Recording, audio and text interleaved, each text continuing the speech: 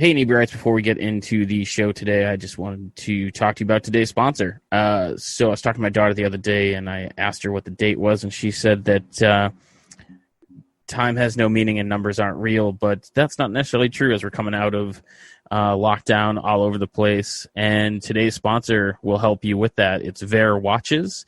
Today's episode is presented by Vaer. Vaer was founded with the goal of building an affordable, everyday wristwatch that blends tasteful design with extreme durability and functionality. Vaer returns a sense of dignity to affordable wristwatches and are built to last. Vaer is a true American watch company specializing in both quartz and automatic watches. Vaer is offering our listeners 15% off if you use the code PODGO15. That's PODGO15. Go to VaerWatches.com to learn more and get your new timepiece today.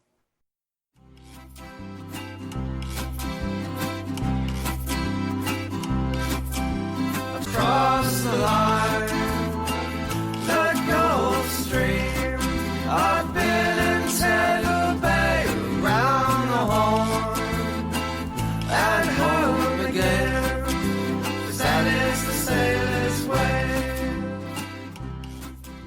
So there's a place called Cordage Park. They made rope. We'll talk to you later. Bye. And welcome back to the Old Colony Cast. Welcome back to the Old Colony Cast, a podcast about all things Plymouth and surrounding areas. Back in December, it's only weird that we've only known each other like a few months. It feels like a lifetime. And, you know, it does feel like an eternity. No, when we started first talking to Hanna about co-hosting, and it just clicked, she was very adamant that one of our episodes be about Cordage Park, because she's a huge Cordage Park fan. I guess so. Yeah. Sure. That was kind of like the first thing you're like, I want to do an episode about Cordage Park. So, yeah. Buckle up. This is that episode. I wish I could say that, amazing stuff did happen there. It was a very, integral part of Plymouth, not only just Plymouth, but worldwide. But I wish there was, some... I almost want to. I don't want to say disaster, but you know how I get. I want to say something crazy happened there. Is the death toll at Cordage Park not high enough for you to really get into it? Pretty is that much. What it is? Yes, I think so. There were deaths there. No, there were. Not, but that's what I mean. Don't worry, Hannah. People died. I know. Cheer up, buddy. There's definitely some cool stuff about it. What makes me so interested in it as a kid in high school. You guys know I liked to go places where you weren't allowed. Where I wasn't allowed. Yes. Yeah, there's a term for it. So trespassing. Sure. That too. So Cordage Park was one of those places. It was very cool, super unsafe, and you can't go to a whole lot of it now because most of it's torn down. At least the places that I used to visit in my time there. And I also really liked it. Really sparked from a project I did in high school on it. The first time I heard about it was when... Well, the first time I heard about it, my eye doctor's was in there when I was 7.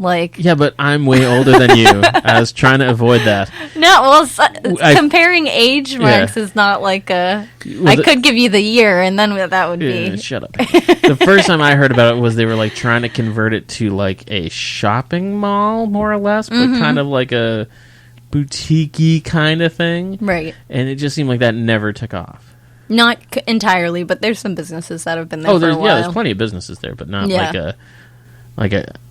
You don't go there to purchase shoes and. No, there used to be a really cool secondhand shop there, though.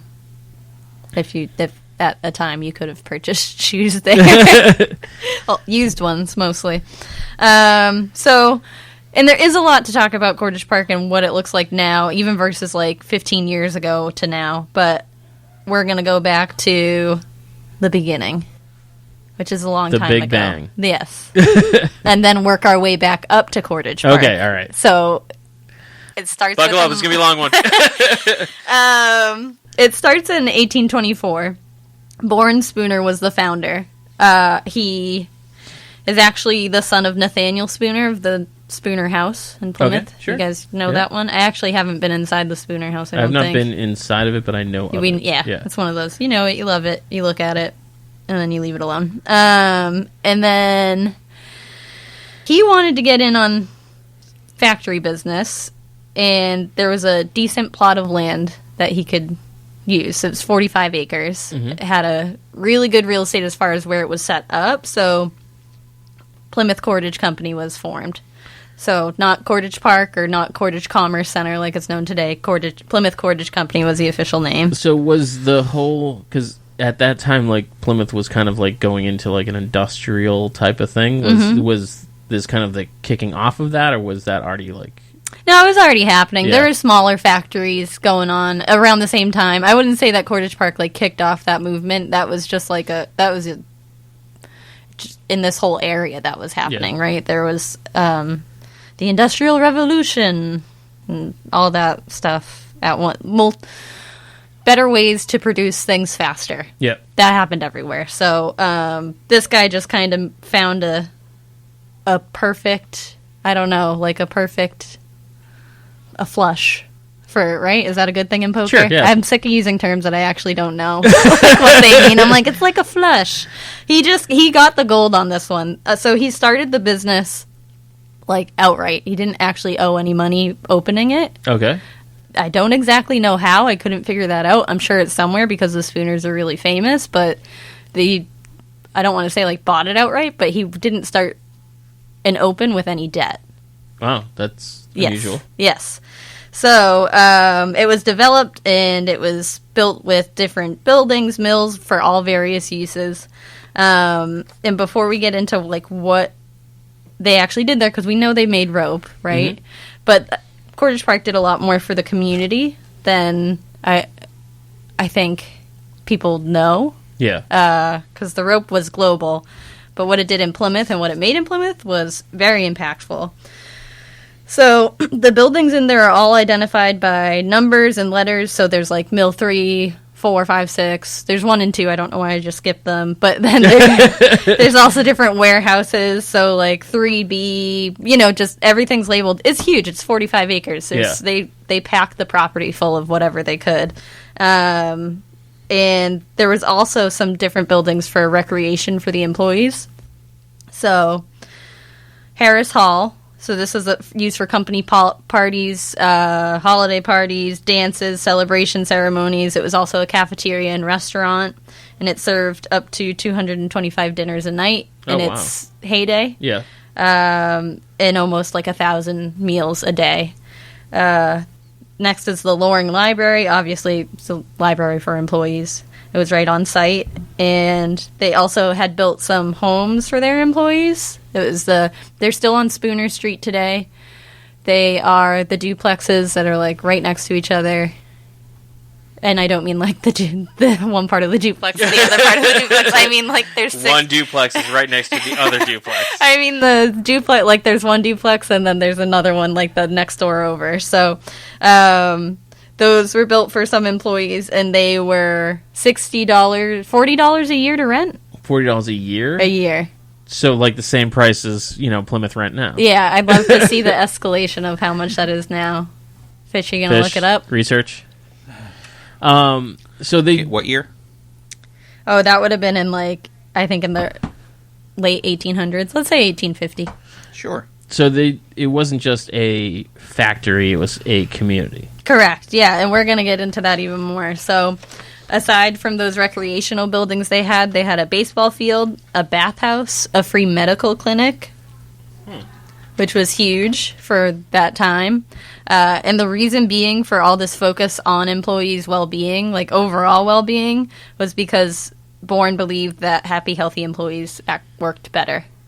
So very revolutionary. So he in believed that, the truth. Yeah, he believed the truth. He had But that was not at that time. Exactly. No, yeah. No, that was super, super rare. In fact, it was so rare they were like the pioneering company on employee benefits, at least in our area. Yeah. So they benefited them with I don't want to say health insurance, but like the medical clinic acted as their health insurance. They knew they could go there if they were sick. Okay. For the record, $40 in 1850 translates to $1,328.72 today. I think actually, which is actually like seriously, that is really cheap rent in Plymouth. I was gonna say, that seems pretty cheap. Those places are probably getting rented for like $2,500. Yeah. If I had to guess, they were like 2 or 3 bedrooms, basement. but just a yeah. full house. Oh, yeah, probably that's- close to $3,000. Right? Yeah. Yeah. At least the last time I looked for an apartment.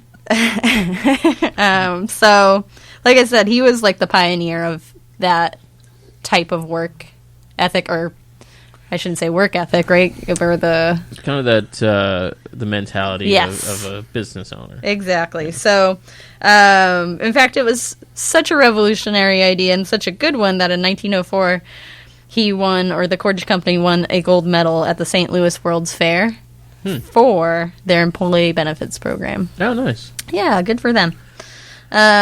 So, obviously, they had that baseball field. You could assume that they That's some used sort of it. baseball team. Yes, yes. So, they had the baseball team, they had bowling teams, they had a basketball team, they had a band, like a brass band. Oh, nice. Like a big one, too. Yeah. It wasn't just like a couple guys, there were like 25 people in it. Wow. They had a choir that was called the Cordage Minstrels, so that was obviously a women's choir. And they also had a lot of different clubs and activities for the employees. So sewing, dressmaking, carpentry, canning, basket making, drawing, all sorts of stuff. So they were super focused on like the mental health and activities and just making sure employees were happy outside of work as well.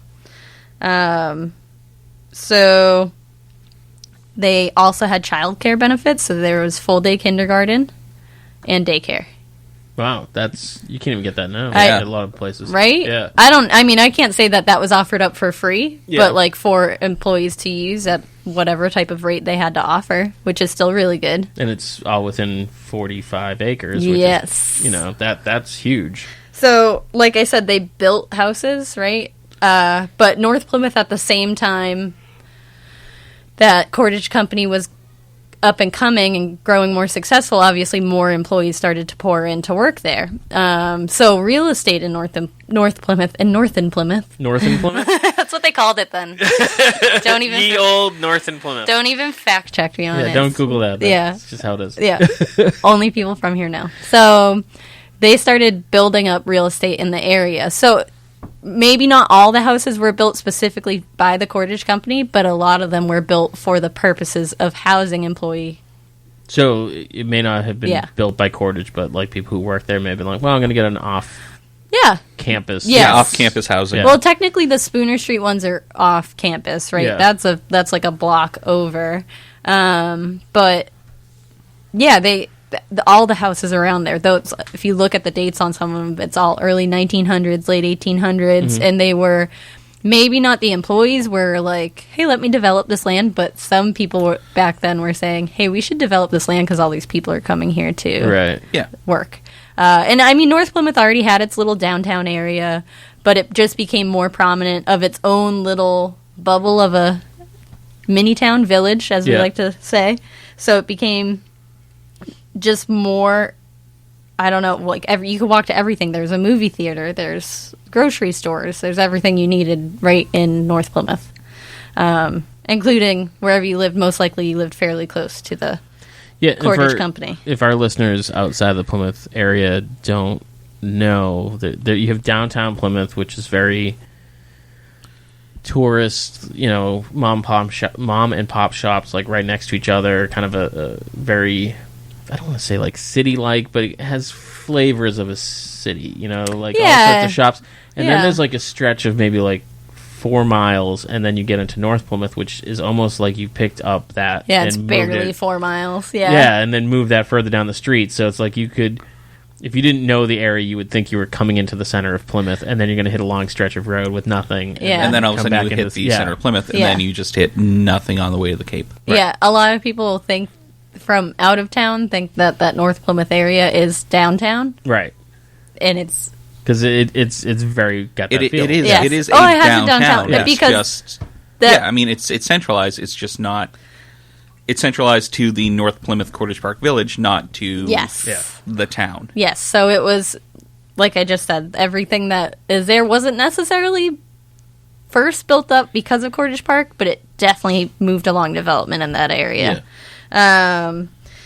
So likewise to all these other programs they have available, they also had education for some of certain specific things. So they had English language classes, and they had American citizenship classes. Were there a lot of foreign people coming over, I assume? What a good What a good question, Andy. Yes. Thanks. I didn't even jump ahead. There were definitely a lot. So that actually was like a good portion of who worked there was immigrants from everywhere, literally all over the world. So there were locals, or they called them Yankees, people from the Azores, Cape Verde, England, Scotland, Ireland, literally everywhere were coming in to work at the factory. I don't know if it was they came over and then they just happened to find that factory, or maybe they heard about it and they were like, they got some sweet benefits there. They looked at it on Green Door. What's that? Glassdoor. Glassdoor? Yeah. Yeah. Yeah, they're scrolling like 17th century Indeed looking for jobs.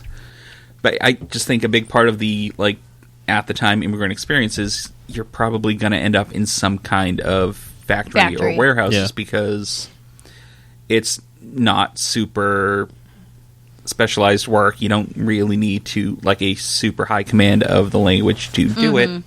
So if you're coming over here and English is very much not your first language because you're coming from, like, the Azores or from, like, anywhere in the Mediterranean in Europe, because I remember talking about Italians being in North Plymouth. Oh, Italian, I skipped them on that list, but they were definitely part of it. I mean, that was Vanzetti's alibi. He was down there, Sacos. Oh, yeah. Hey, our buddy pops up again. Yeah, go back 2 episodes Like, that was his ago. alibi. I was in North Plymouth selling No, but fish. really, But he worked there.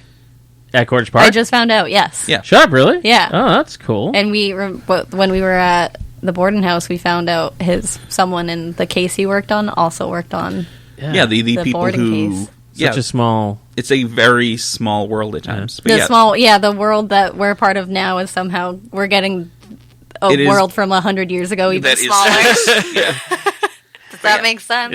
Yeah. sure. Were these jobs... Was it where the benefits were so great? Was it super competitive to get a job there?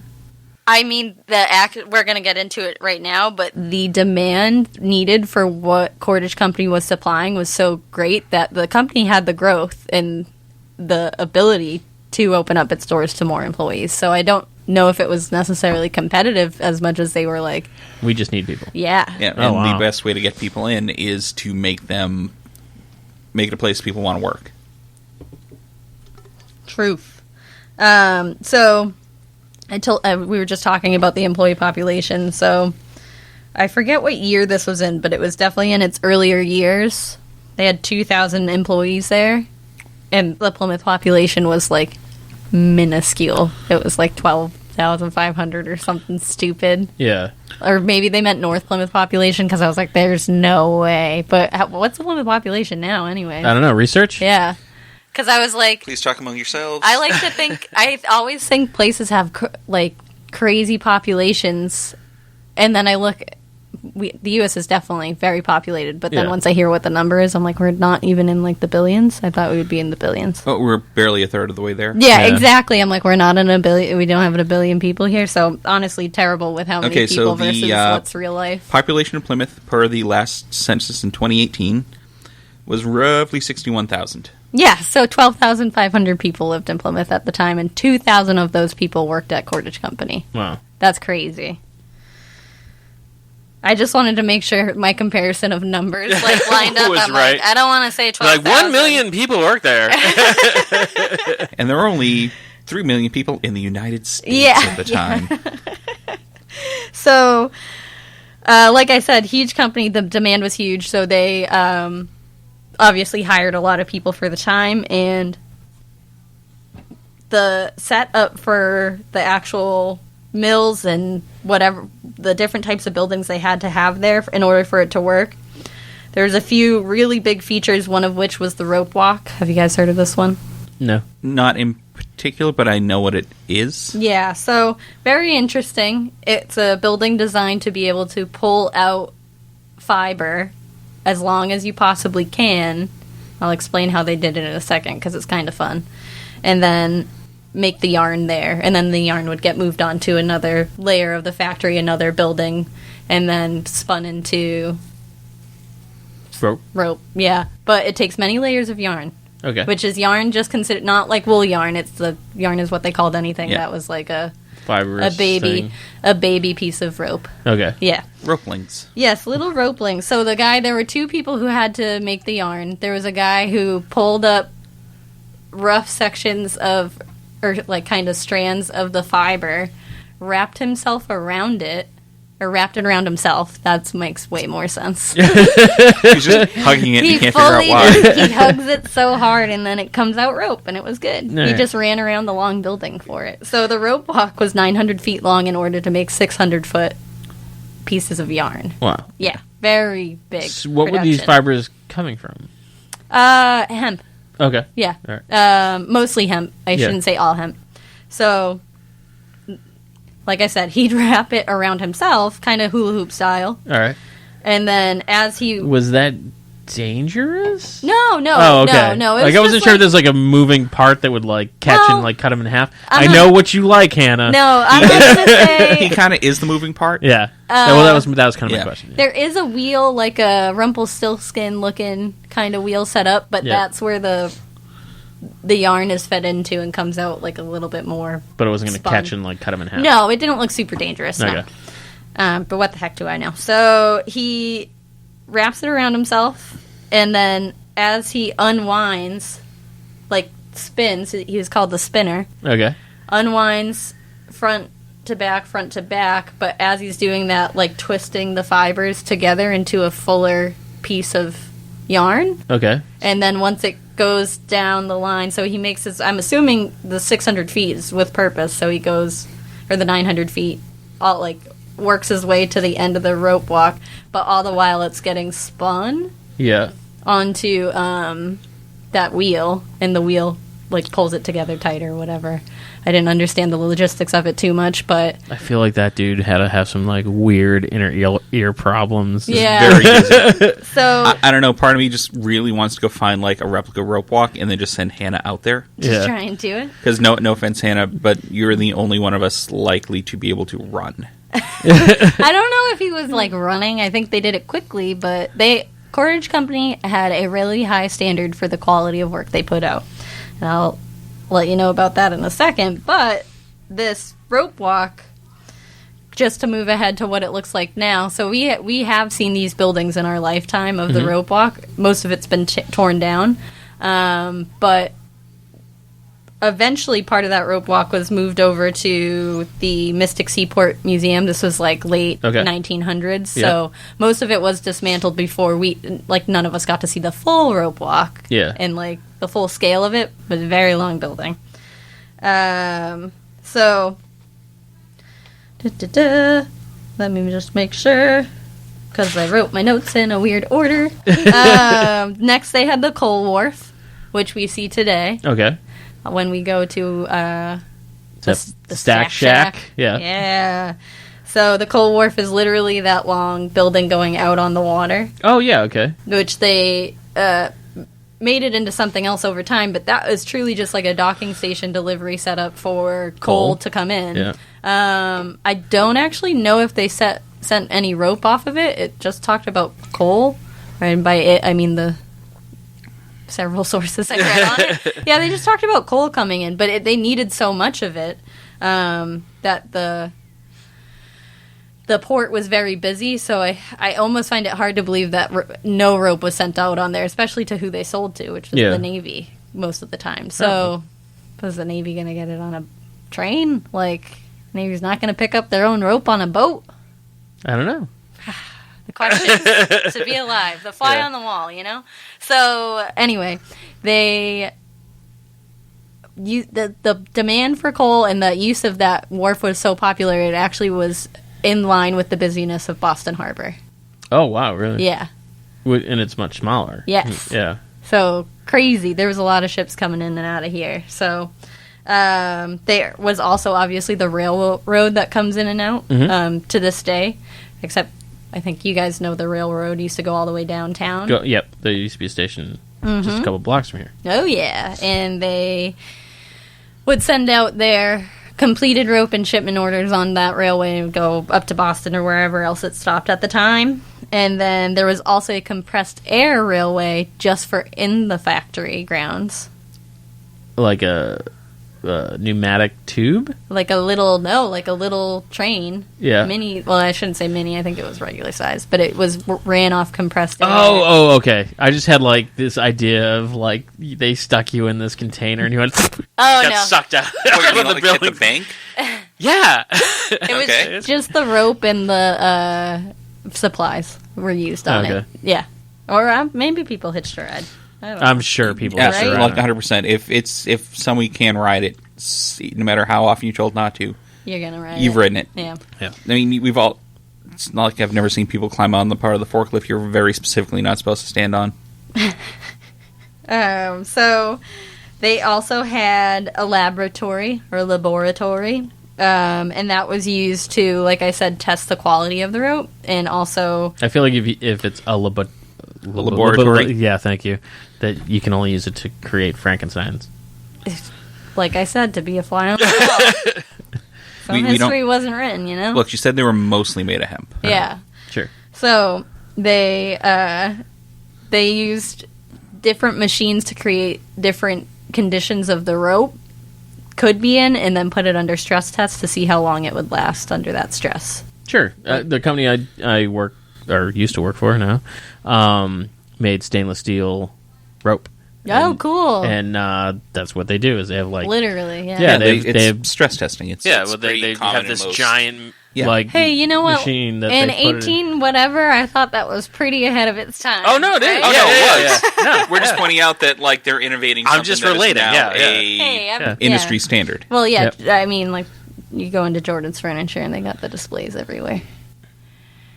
Stress testing everything. The mattresses, the couches. Really? You guys haven't seen them? I haven't Heavy been in weights Jordan's dropping on Furniture. I them? haven't been in long a time. Jordan's since I think like right when Mom opened. I think. Oh my God. I think furniture places that can get away with it do, like, Yeah. try to. Like, IKEA has random stress tests set up in their store, and they're like, check it out. Like, wouldn't you if you could? Because it's yeah.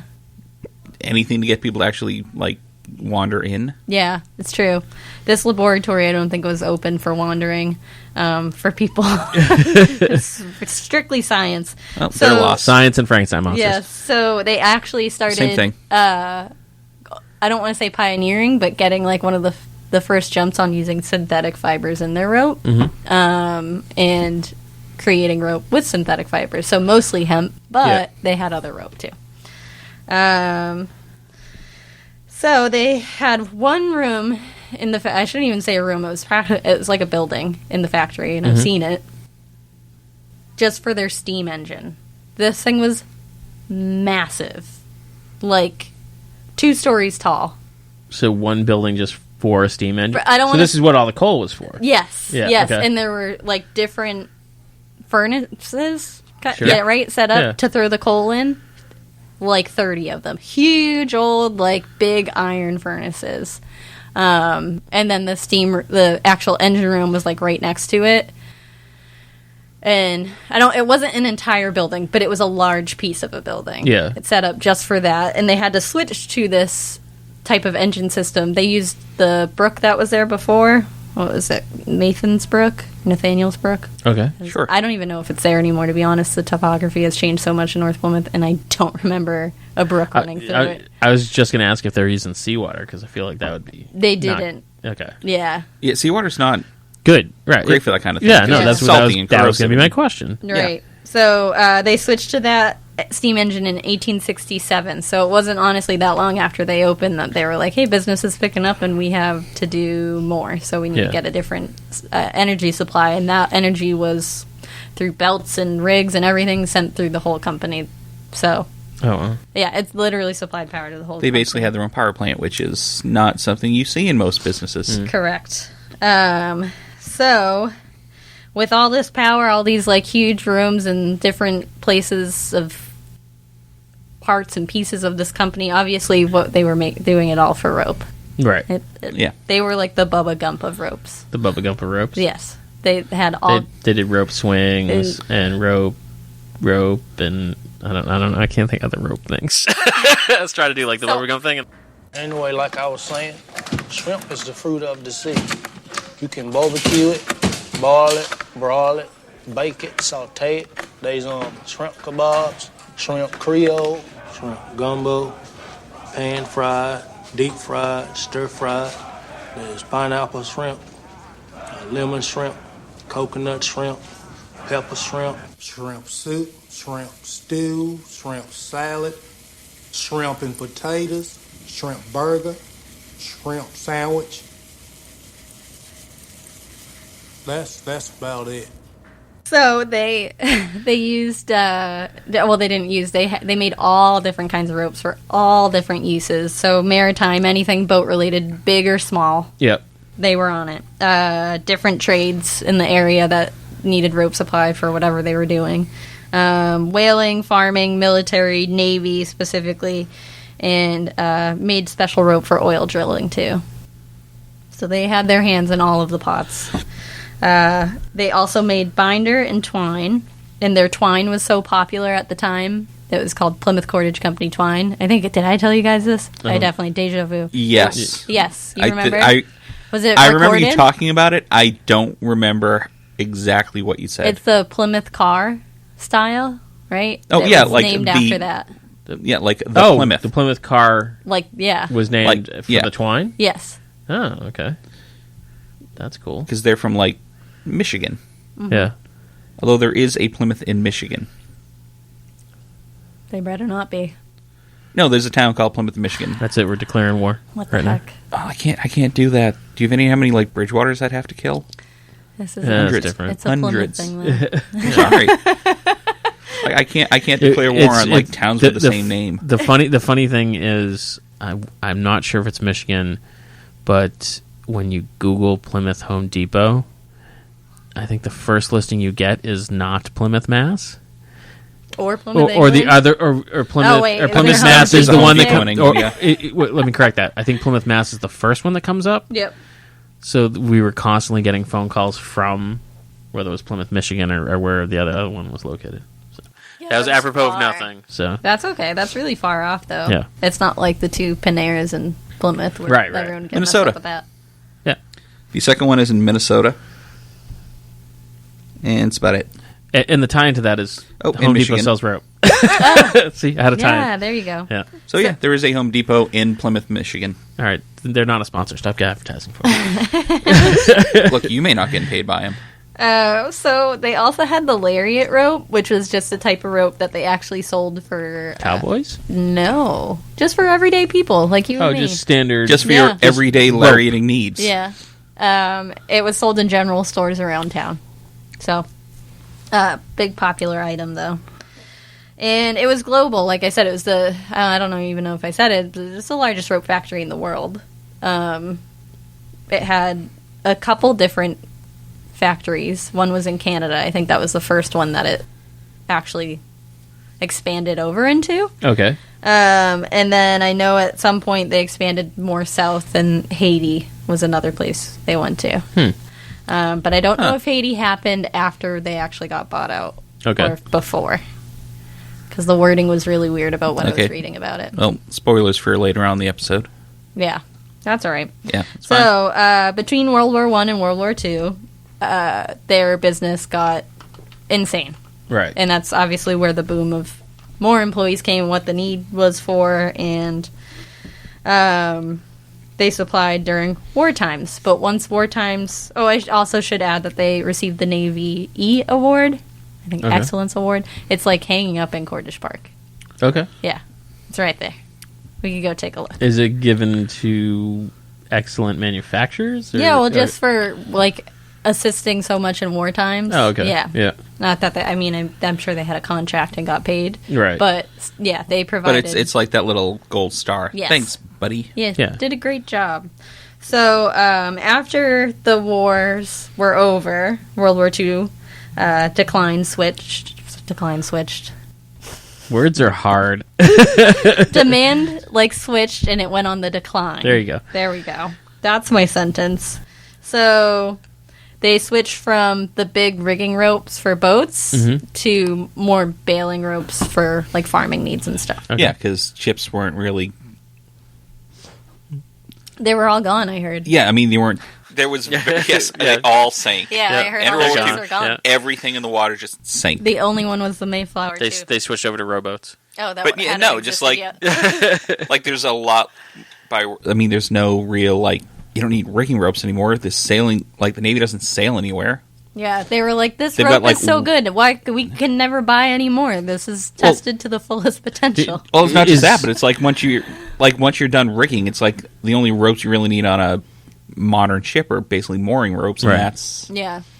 like everything else. Like all the rigging, which is probably 95% of the rope on a ship, they're all steam powered. Right. So at that point, it's just The decoration. No, I'm joking. that's the 5%. It's all mooring and decorative. Yeah. Like All they do is make those rope. It's all like, decorative novelty macro- bracelets. it's now. all- Yeah, the no, I'm sorry, monkey look. fists. Yeah. yeah, the Navy is just down to decorative macrame at this point. So, with the decline of need for the product, obviously they lost some business, and at the same time, there was a really what's described, and I'll quote the information I got from the Cordage Park Museum: a hostile stock takeover Okay. of, I guess, the company's ownership. So it's a publicly traded company? I guess at this point, Yeah. yeah. I don't know. I know Bourne didn't own it that long into the early part of that century because he got old and died. Yeah. As happens to us all. Yes, that's his life. So I think that's probably when the The switch happened? Yes, Yeah. exactly. So the Emhart Corporation bought out either majority of the shares and then sold the company. Like, Oh, so they basically bought as much as they could and then sold the whole thing? yeah. Yeah. Oh, okay. And they sold it to the Columbia Rope business in 1965. Oh, okay. So it wasn't that long ago. No, I That's when didn't realize that was still A thing functioning in until- the 60s. Yeah. Oh, yeah, it went on. Huh. It went on and on. So I'd say business really declined for them. Like I said, right after World War II, there was like a lot of selling down and closing of parts of the factory up until 1965. Yeah. And then it was sold as a whole. But like I said, in the beginning, it was bought with no debt, and they remained debt-free the whole time they were opened as well. Wow. Which is That's pretty incredible. incredibly impressive considering Yes. how much like they kept expanding and Yes. building new stuff, and which means they were doing it all out of their profits, which means they were making obscene amounts of money at that point. Yeah. Oh, yeah. The Bourne Spooner had probably an okay life for the time. Yeah. So it was the largest employer of the time, right? For 140 years. Wow. That's how long it was open for. That's crazy. Jeez. I know. And much of the machinery was, after it sold, was pushed to Haiti. So that's why I'm like, they're like, oh yeah, we just moved it to our Haiti spot. So I didn't know if so you weren't- if it was a new So business. you didn't or know if existing. it was the Plymouth Rope Walk having a thing in place in Haiti, or The people that Columbia bought them already had yeah. a place in Haiti, and it's like, well, we're just going to take all this stuff Yes. and move it there because That's where it's a it's a little lot confusing. cheaper to get to have the Haitians running it because, well, it's a lot cheaper in Haiti. Yes. And that's, I mean, really, that's where we bookend, like, the historical pieces of Cordage Park. So when did it actually shut down? 1971. 1971. Yeah. Oh, wow. So you figure, I think when I first heard about it, like being converted into like some sort of shopping mall was probably like late 80s, Yeah. early 90s. So it was only like 20 years where it was like, Well, you have there's a little blip of history in here that they don't talk about where businesses still bought out areas to use. So Yeah. whoever owned it at the time, like leased it or Yeah. used it for space for something, and they still did factory work in there. yeah. What they made, I literally have no idea, but my old landlord worked in there in the 80s, and it was a factory job. So So it was never vacant. Yeah, parts of it were. Yeah. Like the whole engine room and stuff, they didn't need that. But I mean, as a anymore. whole thing, like Yeah. there's I mean, always it's something. tough to going on. need Yeah. a giant steam engine. Yeah, exactly. It's like, you don't need it, but God, I want it so much. Yeah. Like, I want to keep it going so bad. Why? Come on, guys. So, that was the most interesting part about like going back and looking at some of this stuff, is that they don't talk about that weird span of time where it wasn't trying to be turned into a shopping plaza, Yeah. and Cordage Park was no longer there. But I know for a fact that people I know personally worked there, Yeah. and I don't even know what they did, but they worked there, and it was still actually a really big draw for immigrant workers who were Yeah. still coming So it new to wasn't- the country. Vacant. It was just kind of piecemealed out as other. Rented out to other businesses and Right. And then, so we know what Cordage Park is mostly like today. And then versus 15 years ago even is so different. Oh, well, there's a whole like revitalization going on in that area. They just built like big condo complex. Yes. I know they've dredged the area so people can Like house their have- boats there.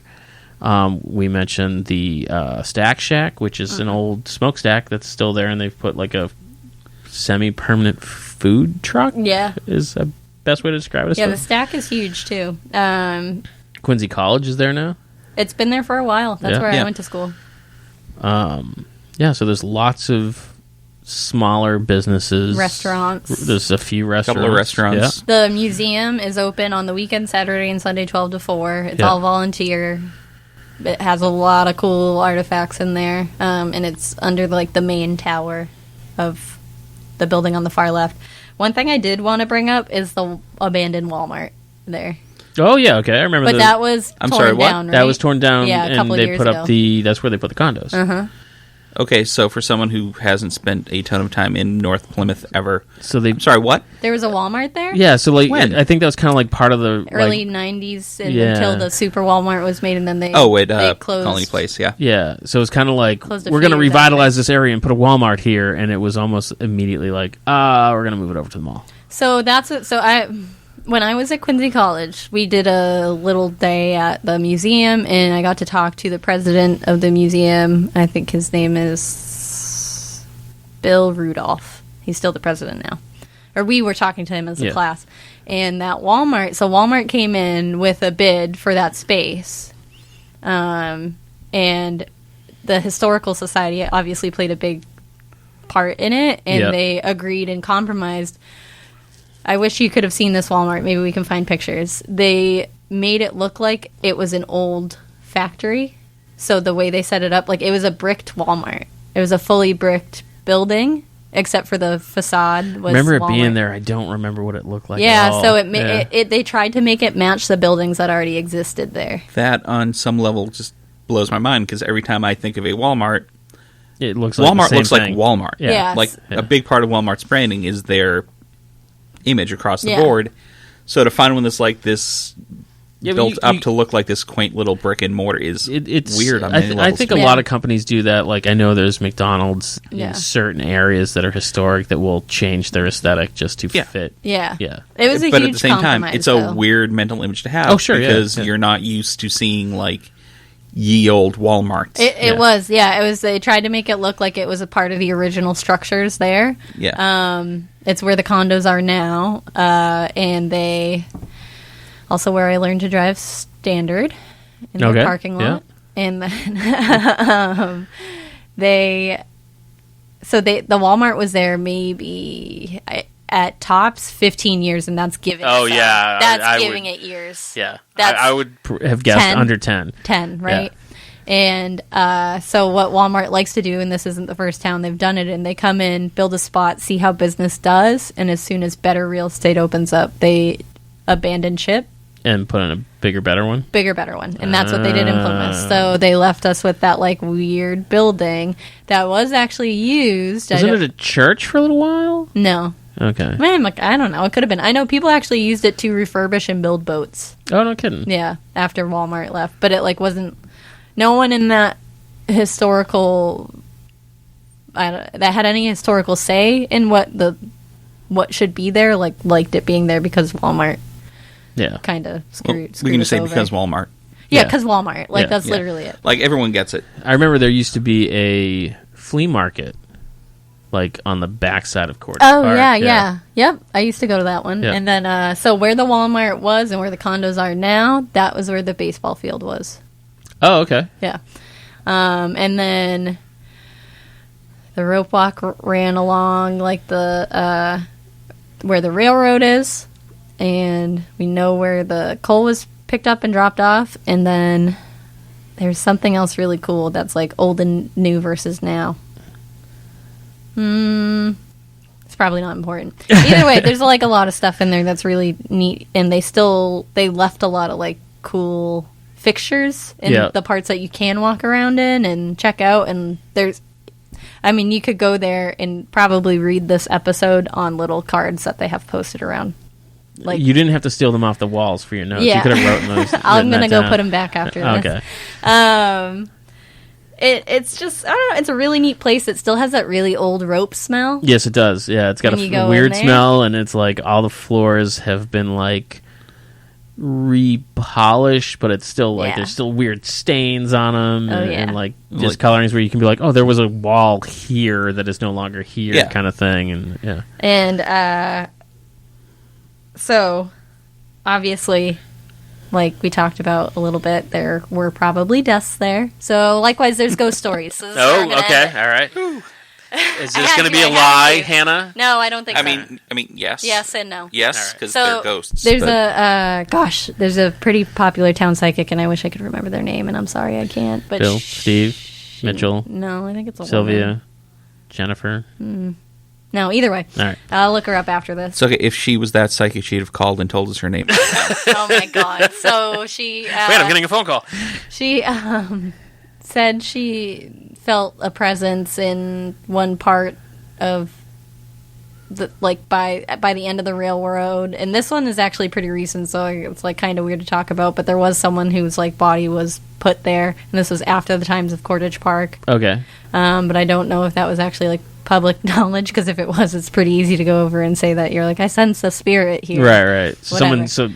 someone dumped a body. Yeah. Okay. Yeah. it was most of like- the time, those do come up in like the police scanner. So if you're, Yeah. Yeah. I'm going to say quote unquote psychic because you guys won't be able to hear me doing the finger things. Yeah, you check that kind of stuff out ahead of time so you can go in and quote unquote know things because you have Google and some basic competence. A couple other things people have seen / more heard is people laughing and sounds of like dancing. There's sounds of a scream that could be heard from the stack, Okay. because they said there was a boy got sent in to clean it and then suffocated or something. And Which is a tough thing to do. Scream while you're doing then.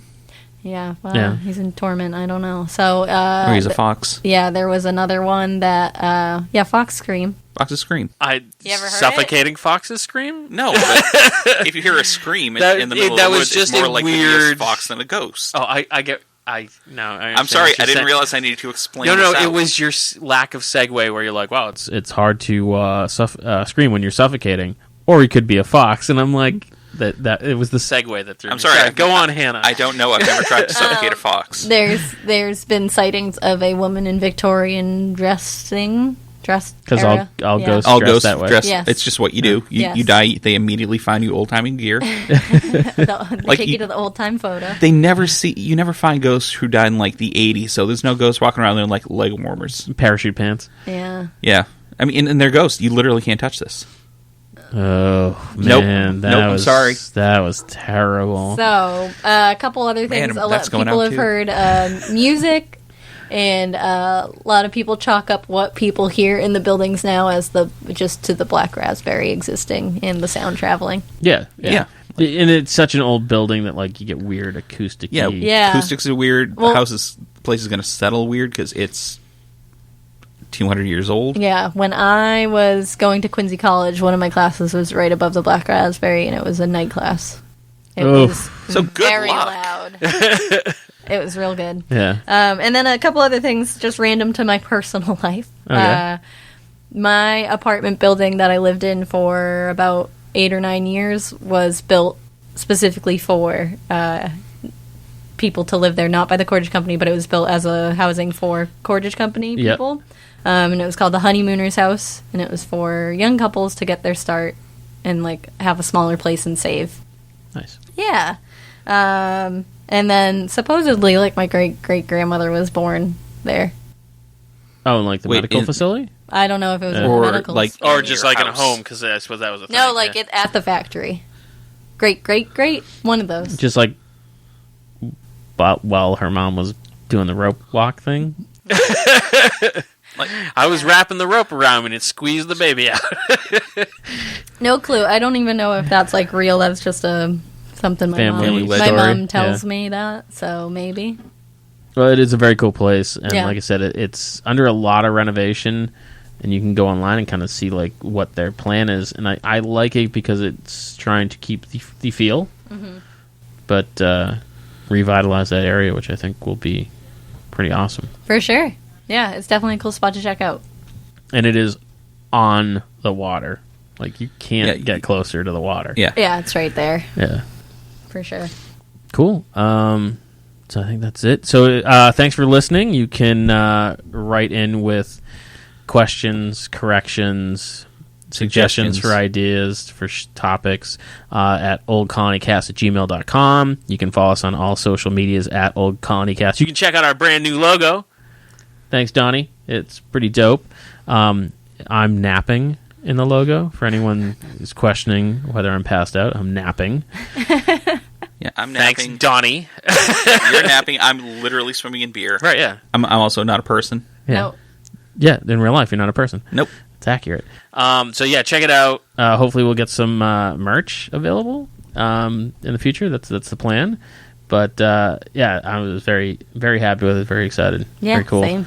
So check that out. Follow us on all the social medias. I think we've updated. I got updated on the website. That's the other place. I knew I forgot somewhere. But check it out.